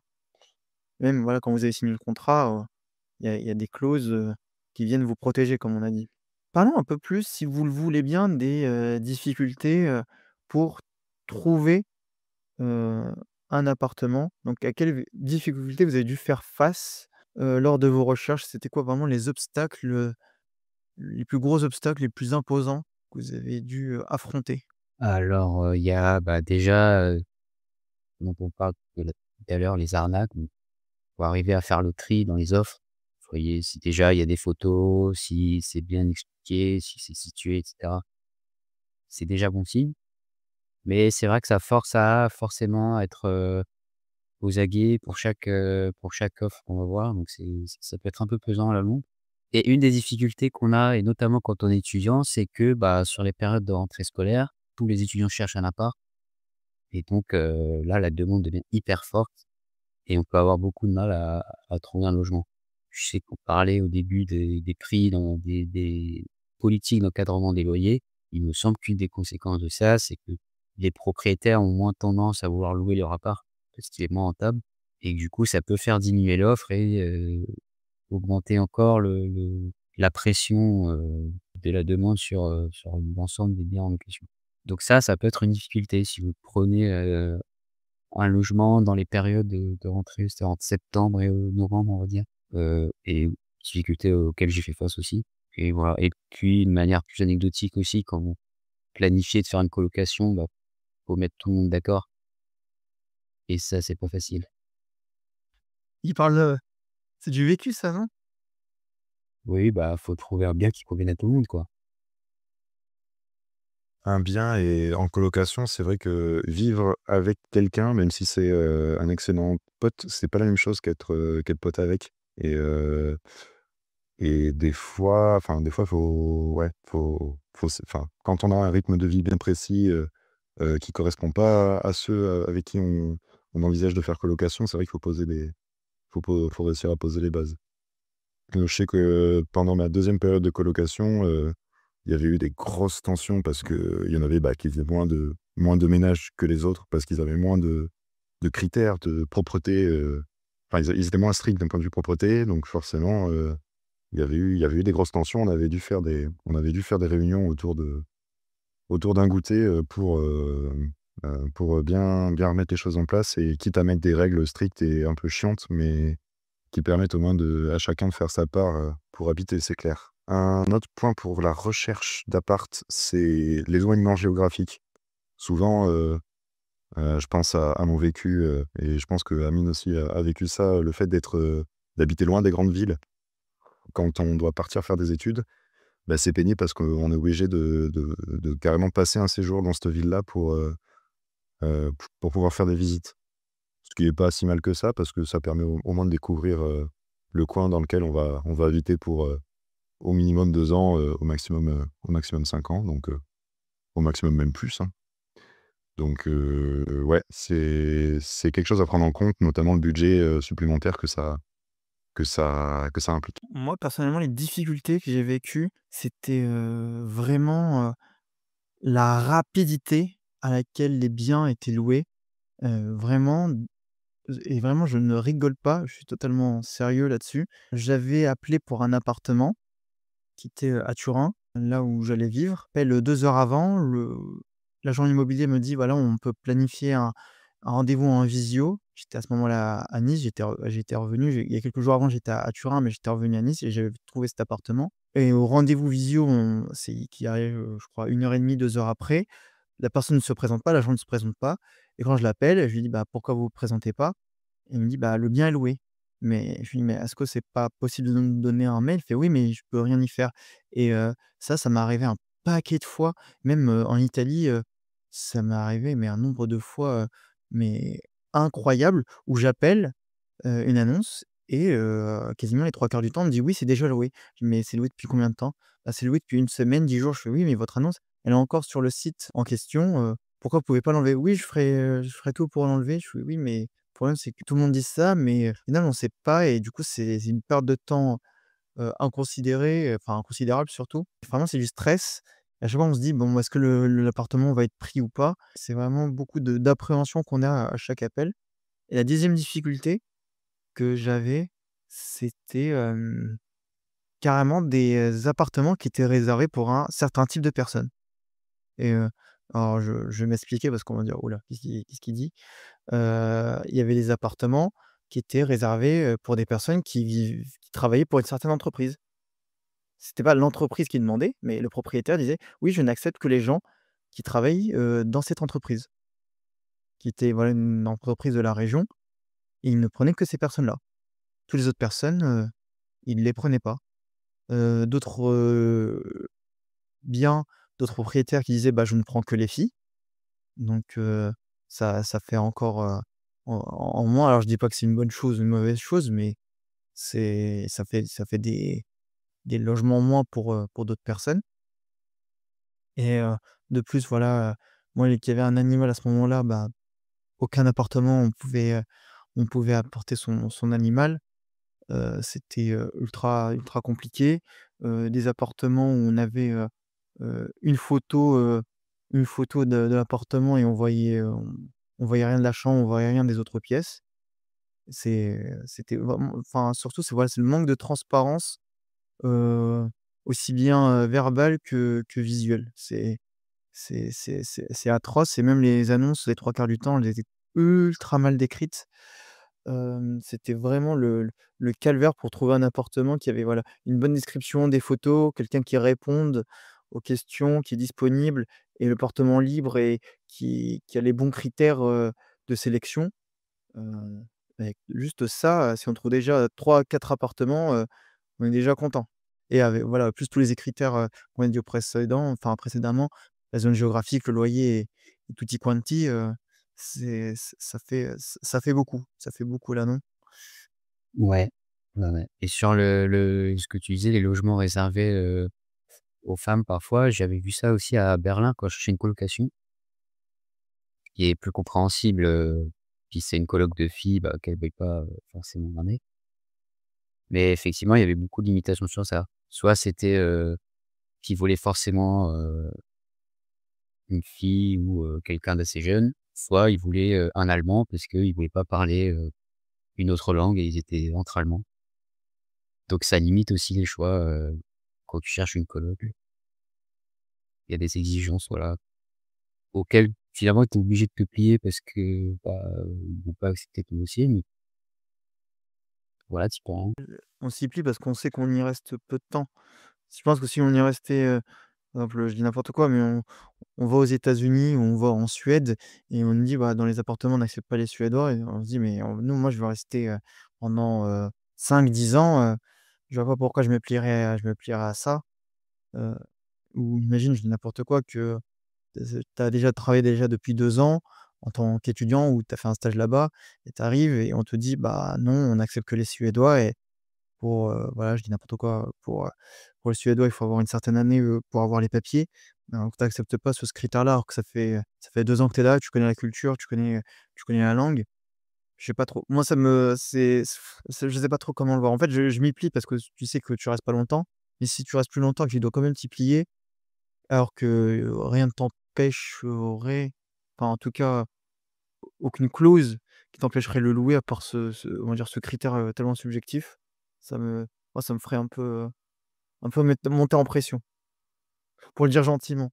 Je comprends, mais en même temps, ça veut peut-être dire que, s'il y a des tels critères qui sont avancés, faut mieux rester éloigné de n'importe quelle relation, qu'elle soit, purement contractuelle ou en colocation, faut mieux se retirer de l'annonce parce que ça veut pas forcément dire que c'est des gens qui sont dans la même vibe que toi, hein. Donc c'est OK. plutôt enfin, voilà, c'est plutôt un avertissement comme quoi, cette personne n'est pas capable de vivre ou de louer un appart à ton profil, hein. C'est vrai, je suis d'accord.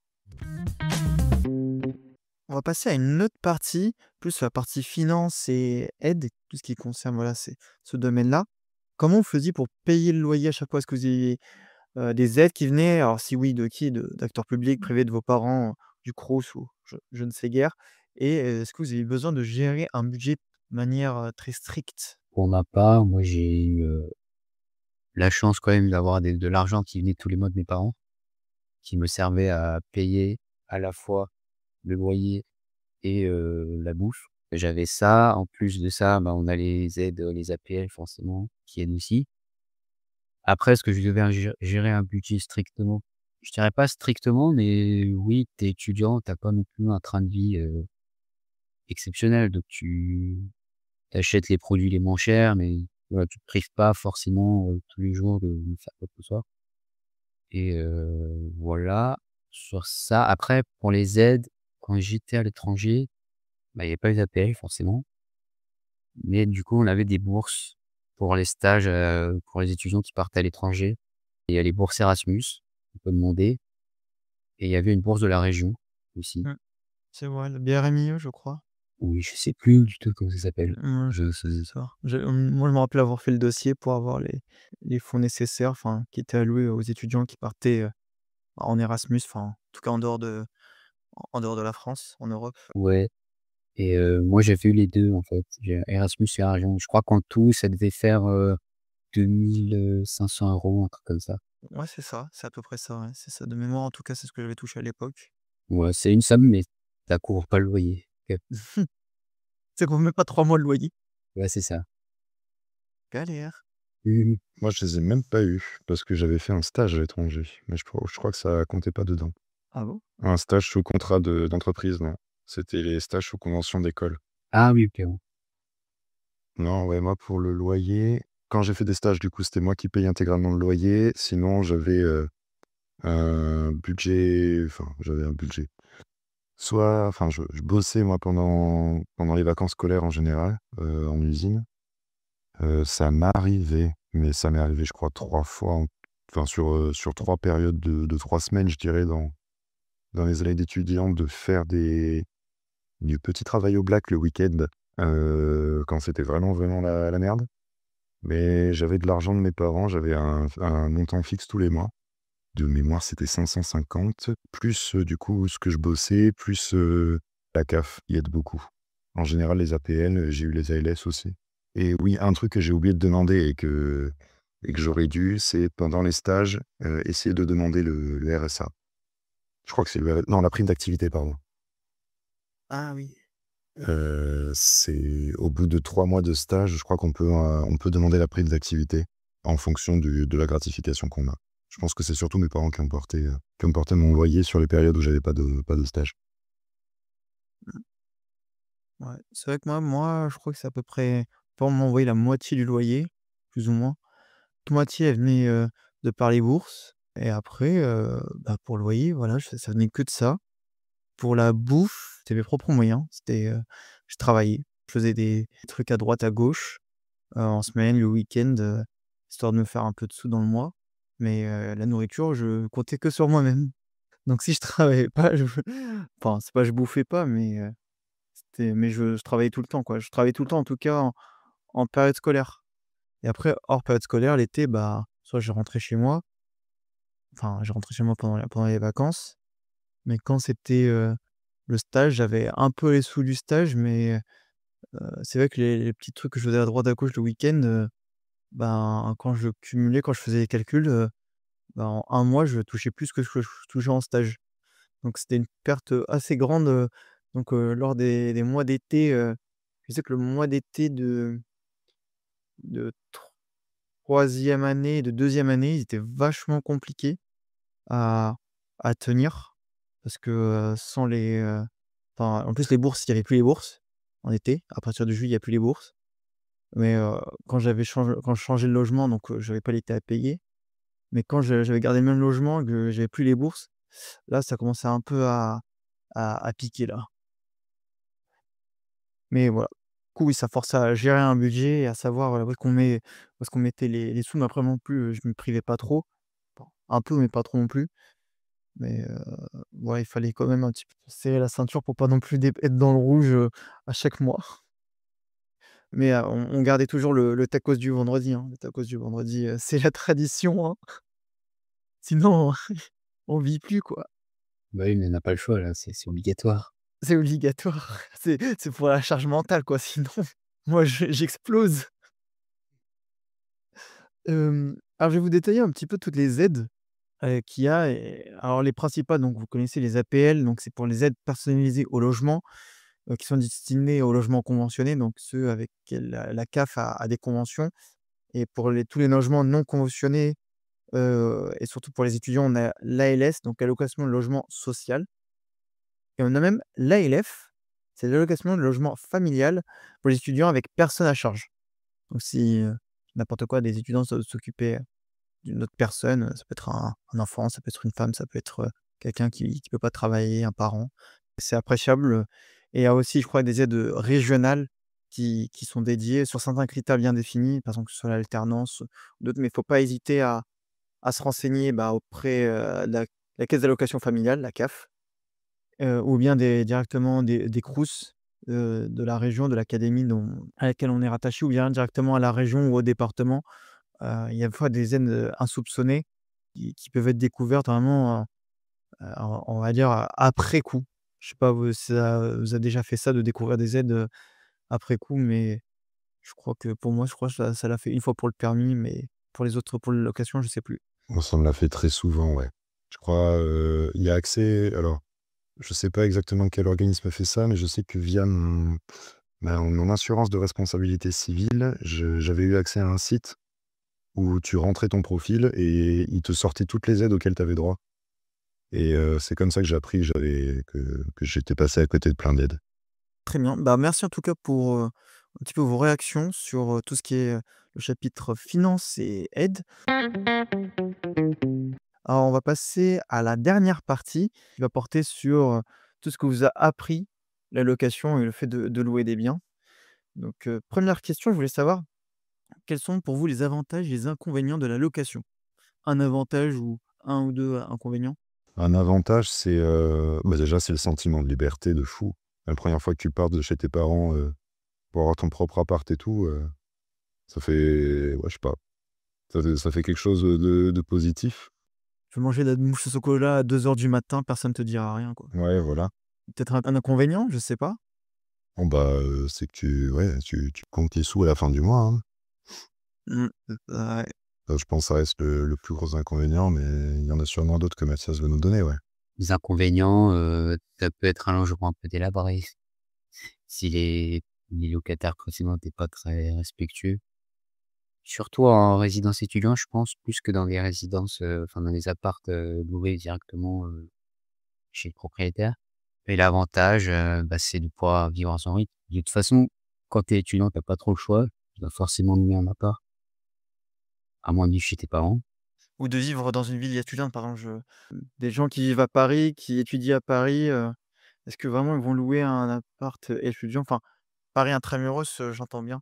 Donc, qui ont des parents qui vivent à Paris ou même, Ils peuvent, rester chez eux, mais ils peuvent aussi louer. Ça te permet, d'adopter ton rythme et de découvrir un peu, quoi, de te former sur ça.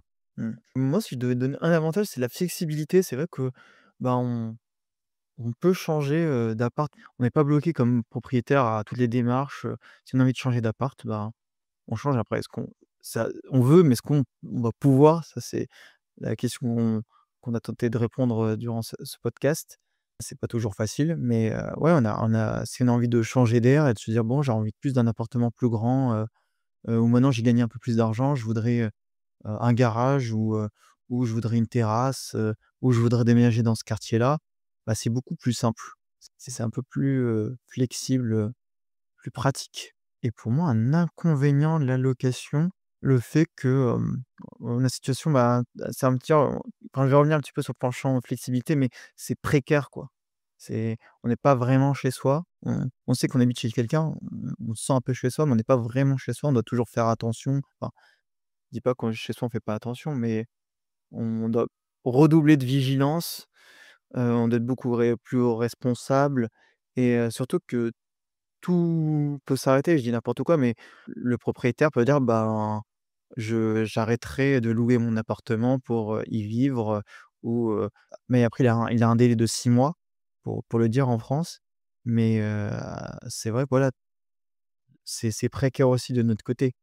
Heu, donc on va dire voilà, on a un sentiment de praticité, mais de précarité en même temps. Donc je c'est ce que j'ai envie de dire. Ouais, et pour contrebalancer la flexibilité, quelque chose qui m'est déjà arrivé plusieurs fois, c'est que, on est obligé de prendre un logement à un certain moment, sinon il part, et donc payer des loyers supplémentaires. Par exemple, j'ai dû prendre, un logement, au mois de juillet, alors qu'il allait me servir qu'à la rentrée, au mois de septembre.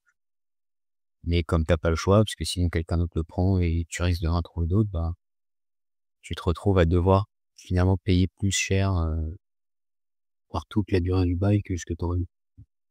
C'est vrai que là-dessus, on en a pas trop parlé, mais là, quand tu es locataire, tu es en position de faiblesse quand tu cherches un logement. Donc, faut savoir faire les yeux doux aux propriétaires et savoir se plier à certaines de leurs volontés. Et notamment ça, prendre le logement à la date à laquelle il veut. Ça, c'est vraiment un truc, c'est bon, ça fout le moral dans les chaussettes, mais c'est quelque chose auquel il faut s'habituer, ouais. OK. Parler de rythme de vie, alors je sais plus qui parlait de rythme de vie, mais c'est vrai que voilà, de quelle manière il a changé votre rythme de vie, par rapport à votre véritable chez vous? Enfin, moi, je sais que particulièrement, voilà, j'arrivais un peu mieux à travailler, j'ai été beaucoup plus calme, j'avais vraiment ma zone à moi, mon organisation qui est radicalement différente de celle que je connais, quand je retourne chez mes parents. Ma propre méthode de fonctionnement et voilà, j'avais toutes mes petites habitudes, mon quartier, enfin, comment dire? C'est que, voilà, je m'affirmais dans ma vie de jeune actif et je retrouvais enfin, ce qu'on appelle en italien des mattoncino, mais voilà, mes petits Lego et je faisais voilà, je fabriquais un petit peu ma vie et je me mettais des petites habitudes et il a pas en fait, c'est pas qu'il a changé, mais c'est que j'ai appris véritablement à me connaître, au moment où j'ai loué, un bien où j'étais tout seul. Alors vraiment, c'est là que j'ai appris à me connaître, à me dire: «Voilà, c'est je fonctionne comme ça, c'est comme ça que je veux, vivre ma vie et pas autrement». Ouais, moi, je me suis surpris à faire des comment ça s'appelle? À devoir prendre des décisions que je prenais pas avant ou prendre des initiatives, du style, la première fois que j'ai emménagé en résidence étudiante, je sais qu'il y avait souvent des éviers qui étaient bouchés dans les communs, avec le peu de notions de plomberie qu'on m'a passé, quand j'habitais chez mes parents. Bah, du coup, c'était moi qui me dévouais à essayer de déboucher ces saloperies d'éviers et à essayer de faire comprendre aux gens qui utilisaient les éviers que, bah, des pâtes, ça passe pas dans les canalisations. Heu, c'est des choses qu'on apprend, voilà, quand on est étudiant. C'est que oui, il y a quand tu commences à être livré à toi-même, il y en a pour qui ça arrive, avant d'être étudiant. C'est vrai qu'on se surprend à devoir, mettre les mains dans la merde et c'est satisfaisant quand même, de savoir qu'on peut faire des choses, comme ça, de faire des petits plannings de ménage, faire de la plomberie, apprendre à entretenir une chaudière gaz, savoir, qu'il faut pas régler, le radiateur trop chaud en hiver parce que sinon, tu reçois la facture d'électricité. Enfin voilà, c'est ça. Et gros changement pour moi, c'est, le passage de la vie de campagne à la vie, en ville. Ça, c'est vrai que c'est un truc que j'avais eu du mal à m'y faire au début. Déjà de savoir que tu as un vis-à-vis, quand tu regardes par la fenêtre, chose que moi j'avais pas quand j'habitais dans la campagne bretonne et encore avant dans la campagne auvergnate. Si, avec les vaches, quoi. Il y avait Oui, mais les vaches, elles te jugeaient pas, quoi. Genre, enfin, tu pouvais me sortir sur la terrasse, avec, genre, ton peignoir, les cheveux complètement décoiffés et un gros bol de chocolat chaud alors qu'on est en plein été. Les vaches, elles allaient rien te dire, quoi, à part meu. Heu et du coup, ouais, non, ouais, c'est vrai que c'est un truc, bizarre, mais maintenant je suis un pur citadin, donc ça va, j'ai pas trop de séquelles. C'est-à-dire un pur citadin, sur l'escalator, tu tiens quel côté? Côté droit. Côté droit et tu laisses passer les connards parisiens qui te passent sur la gauche. Enfin, là, tu dit un pléonasme. No offense aux Parisiens, enfin si, mais Mmh. Si, si, complètement là. Il faut pas dire no offense, et toi, Mathias, est-ce que tu t'es découvert de nouvelles choses? Alors moi, ce qui m'a frappé, ce qui m'a marqué, en termes de changement chez mes parents et quand j'ai commencé à habiter seul, c'est surtout au niveau de la bouffe où je mangeais, moins en fait que chez mes parents. Tu mangeais pas, en fait. En fait, je mangeais à ma faim et je me rends compte que finalement, quand j'étais encore, chez mes parents, je mangeais trop. Surtout quand tu es en prépa et que tu fais pas de sport, bon, au final, j'avais pris un peu de poids et que j'ai reperdu, en école sans même trop d'efforts parce que juste, si un soir j'avais pas très faim, moi je mangeais pas quoi, ou je mangeais très peu. Et là, je présente mes excuses à toutes, les femmes, à toutes les filles qui écoutent le podcast, on n'a pas pu filmer, vous aurez pu pas voir le corps magnifique de Mathias, le corps sculpté, affûté, mais ça ne saurait attendre, mesdames, vous pourrez, voir, le corps, le corps d'Apollon qu'a Mathias, dans prochainement un futur épisode, qui sait? Mais pour revenir, à la question du coup, c'est vrai que ça a du bon aussi, même si ça peut être difficile de quitter, le foyer familial, de prendre son rythme et de découvrir, ce qu'on veut et ce dont on a besoin. Non, ouais, je suis tout à fait, moi je te rejoins complètement là-dessus. C'est beau. Dernière question, avant de passer au vrai faux. Qu'est-ce que vous diriez au vous d'il y a 10 ans? Moi, je commencerai à lui dire déjà que les coiffures tribales, c'est vraiment très, très moche. Sinon, plus s'investir dans les travaux de la maison pour justement moins galérer quand tu commences à avoir ton appart, toi-même. Mathias? Non mais c'est intime là, ce qui se passe. Il se passe. Pas on fait ma rétrospective de vie là. Bah, j'aime bien cette question, c'est la question que je pose en tout cas, quand je suis en entretien d'embauche au manager.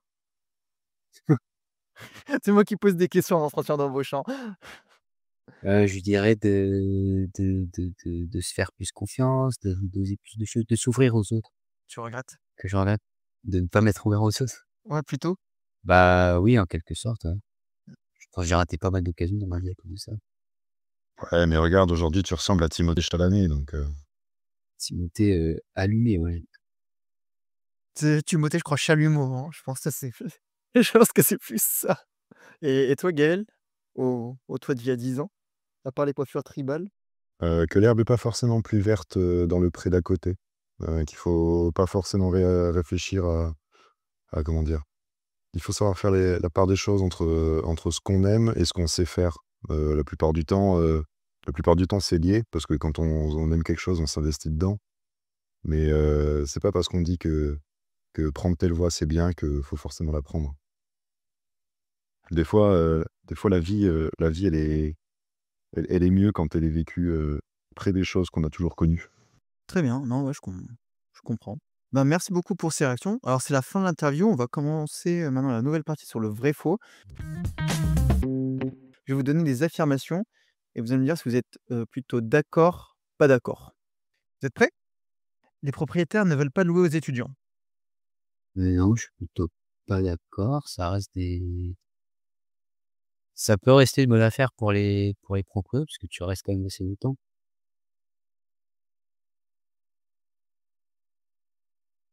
Moi, du coup, Ouais, moi, je dirais vrai.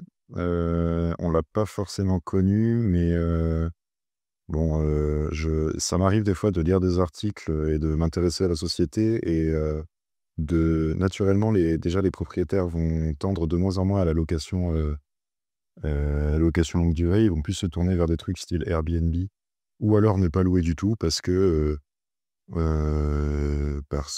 ont tendance à moins vouloir s'investir, le prétexte étant de dire que les loyers deviennent, de moins en moins, intéressants pour eux par rapport au temps qu'ils passent à louer un appart.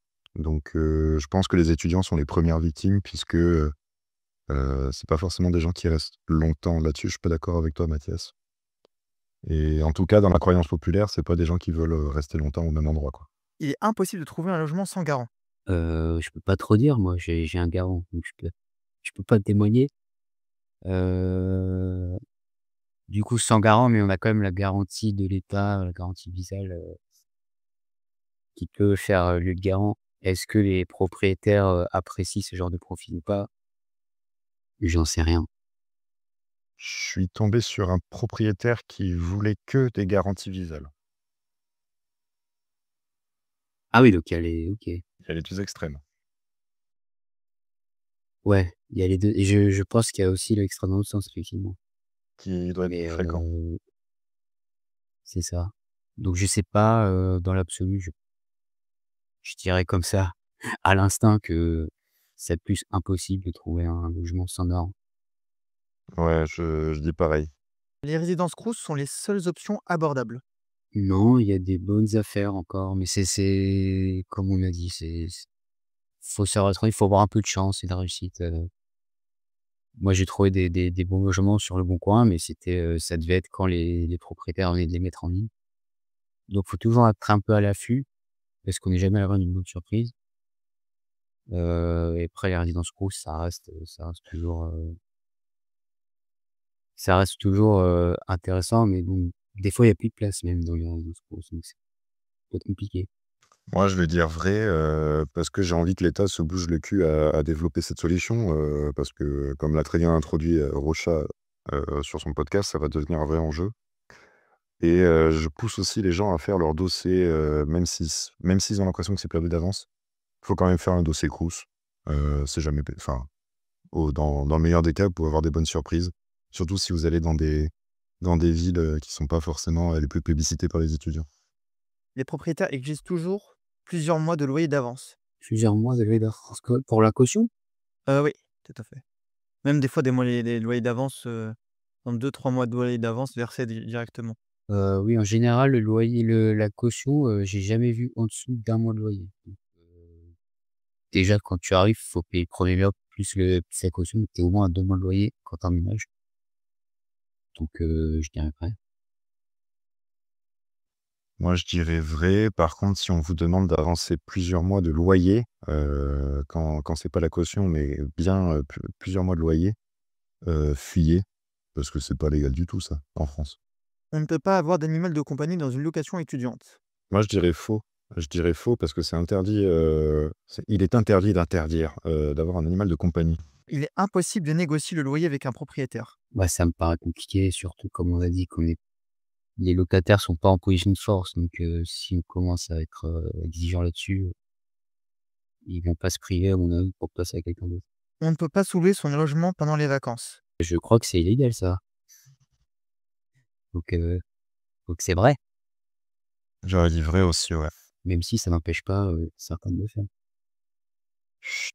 C'était tout sur le vrai faux. Je vous remercie d'avoir partagé vos réactions et vos opinions là-dessus. On va passer sur la dernière rubrique, sur la réaction à l'actu. Alors, je vous ai envoyé un article qui montre, les difficultés grandissantes qu'ont les étudiants à trouver une location, surtout dans les grandes villes, les moyennes villes. Ça s'est concentré essentiellement dessus parce que voilà, les grandes et moyennes villes, c'est là où il y a le plus, on va dire de population étudiante, de grandes universités et on voit que la pénurie de logements étudiants, elle s'aggrave en France et ça va pas s'améliorer avec le temps.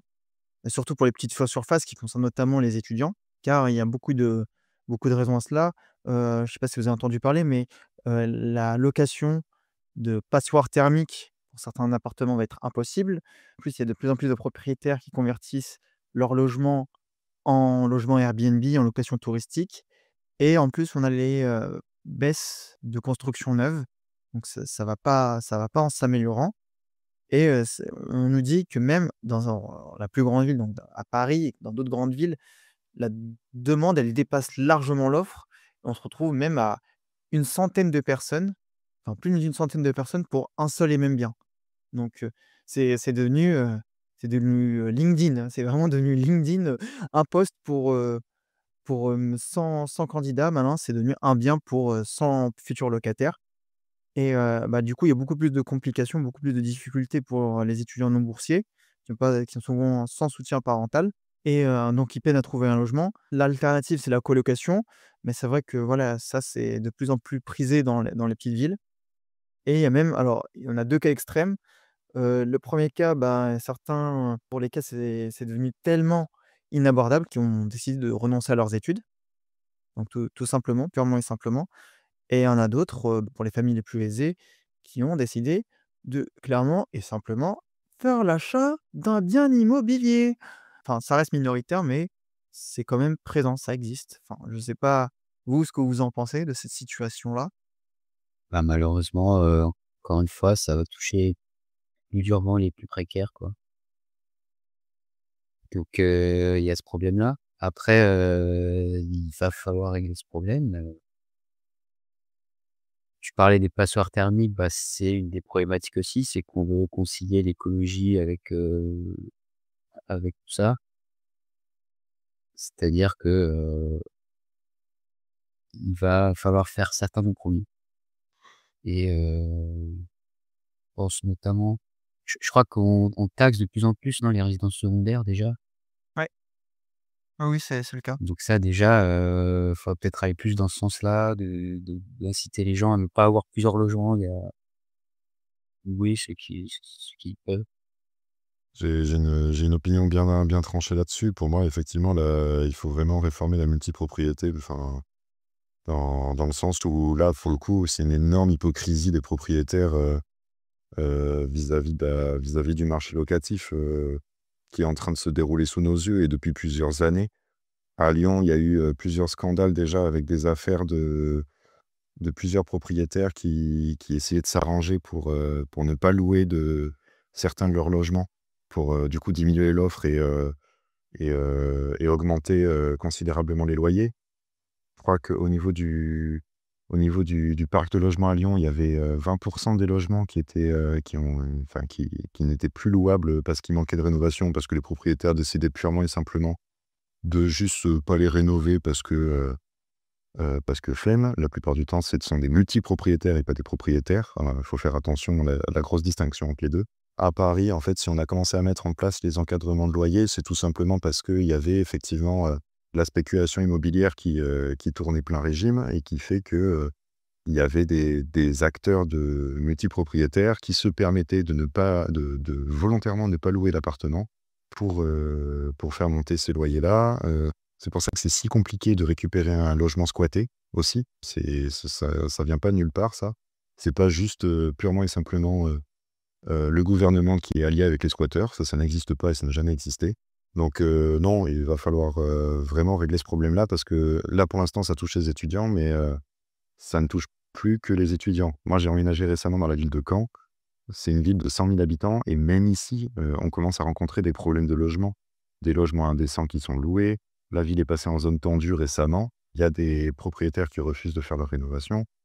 Pareil, au niveau de l'interdiction de louer, des logements, classés étiquette G, je ne sais pas si vous êtes au courant, mais en fait, il y a aucune amende, il y a aucune sanction, faite contre les propriétaires, qui décident de louer un logement, dont le dernier DPE date pas de 2021 ou alors, qui est, classé G. Donc ouais, il y a vraiment aucun effort fait là-dessus non, non, là, pour moi, c'est vraiment une hypocrisie pure et simple des multipropriétaires. Très bien, non, non, voilà, en vrai, moi, je me rejoins à ce que vous dites. Enfin, c'est quoi, ça va de mal en pis, mais j'espère vraiment que le gouvernement va pouvoir un petit peu agir dans tout ça pour le bien-être étudiant parce qu'au bout d'un moment, on va pas se mentir que, faire ces études, ça va devenir un luxe que certains ne vont pas pouvoir se payer. Alors c'est bien beau, liberté, égalité, fraternité, l'égalité des chances, mais si on n'arrive pas déjà à donner un logement décent à ceux qui veulent étudier, on va favoriser, des personnes, des billets qui sont déjà ultra renforcés, actuellement, donc ça va pas ça va vraiment pas le faire et vraiment j'invite, c'est pas j'invite, c'est j'exige, je sais pas le dire le mot, mais je veux vraiment que, le gouvernement vraiment se secoue, se donne un bon coup de collier pour, remédier à ça. Parce que là, on peut pas encore avoir, surtout des étudiants qui galèrent à se loger, qui galèrent à manger, qui galèrent à faire des loisirs, qui galèrent à trouver des apparts. On vit dans quel monde où déjà, voilà, pour étudier, l'étudiant, il doit déjà travailler.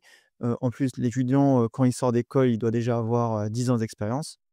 On demande de toujours de plus en plus, mais sans contrepartie et c'est ce qui un petit peu me terrifie et c'est pour ça, en vrai, que j'ai fait ce podcast, c'est que, il y a de plus en plus de chemins qui sont inconnus et des tendances qui se confirment et qui sont pas encourageantes pour l'avenir.